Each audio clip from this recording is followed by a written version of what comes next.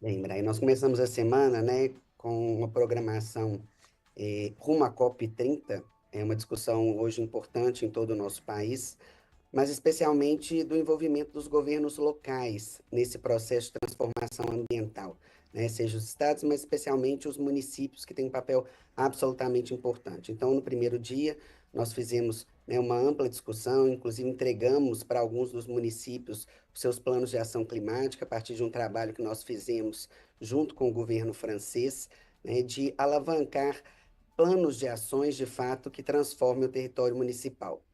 Depois participamos também, junto com a Unesco, de um evento realizado com foco em recursos hídricos, também rumo à COP30. Esse, para a gente, também é um tema muito caro e um caro muito caro para toda a sociedade, de fato, porque os impactos reais que a mudança do clima já é percebida, né, está especialmente nos eventos hidrológicos extremos, as enchentes, que via de regra, todo mês de janeiro, os nossos municípios vivenciam, e também as estiagens que comprometem os usos da água. Então, pôr em pauta essas discussões, né, são muito relevantes.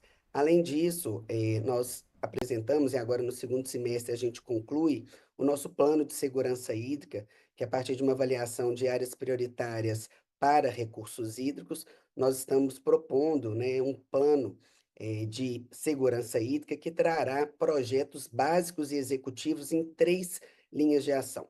O primeiro é da conservação florestal, pensando, né, nessa integração entre o uso da terra e conservação de recursos hídricos, infraestrutura hídrica, que é absolutamente importante, em regiões especialmente do semiárido, como é o norte do estado de Minas Gerais, saneamento, a gente fala muito em falta de água por disponibilidade hídrica, mas a questão de qualidade da água também é um problema em termos de disponibilidade para alguns usos.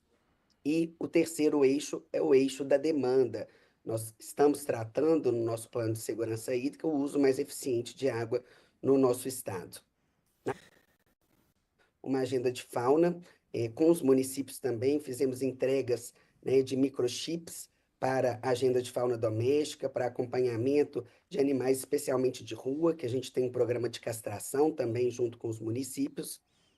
E ontem, né, fizemos um evento junto com a FIENG com foco em ISD, né, ou seja, com foco em transformação industrial da gestão ambiental. Então, esse é o nosso balanço da Semana do Meio Ambiente. Bom, secretária, nós temos aqui para o Brasil a previsão da 30ª Conferência das Nações Unidas sobre mudança do clima. E nessa primeira resposta, a senhora já falou um pouco sobre ações desta semana que estão ligadas à COP30, que será realizada em Belém. Então, eu aproveito para fazer uma pergunta sobre os preparativos aqui de Minas Gerais para participação na COP30, quais são os principais debates e assuntos que interessam ao Estado nessa Conferência do Clima que vai reunir diferentes agentes internacionais em Belém, no Pará.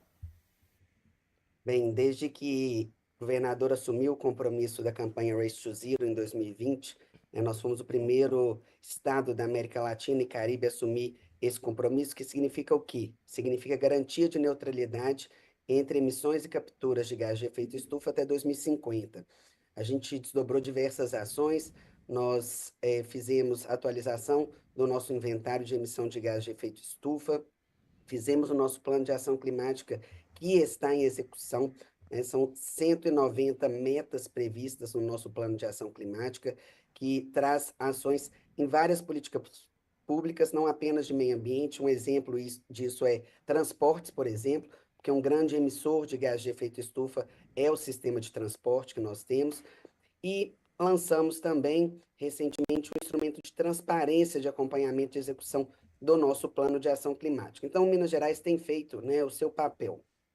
Temos participado efetivamente de todas as COPs.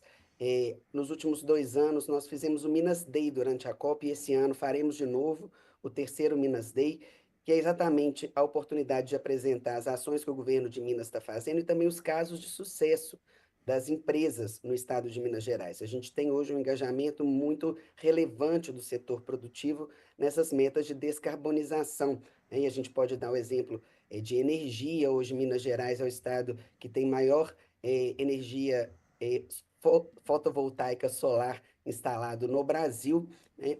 A gente pode falar também da mineração, que tem trabalhado para a neutralidade nos diversos escopos. Então, a gente apresenta casos de sucesso na COP. Bem, a Conferência do Clima, ela traz discussões mais amplas, né? E a expectativa para esse ano, especialmente, é a revisão das NDCs, que são exatamente as metas dos países de emissão de gases de efeito estufa. Esse é um tema muito relevante, porque ele que vai garantir, de fato, a neutralidade. Nós temos algumas preocupações sobre isso, especialmente a necessidade de diálogo com os governos locais, né? Porque não adianta os países estabelecerem novos compromissos se isso não for pactuado com os governos locais, com os estados, né? E também com os municípios, porque a gente precisa do engajamento de todos, inclusive o setor produtivo, nesse processo. E, além disso, um tema que vem sendo discutido e a gente espera avanço esse ano é o financiamento climático.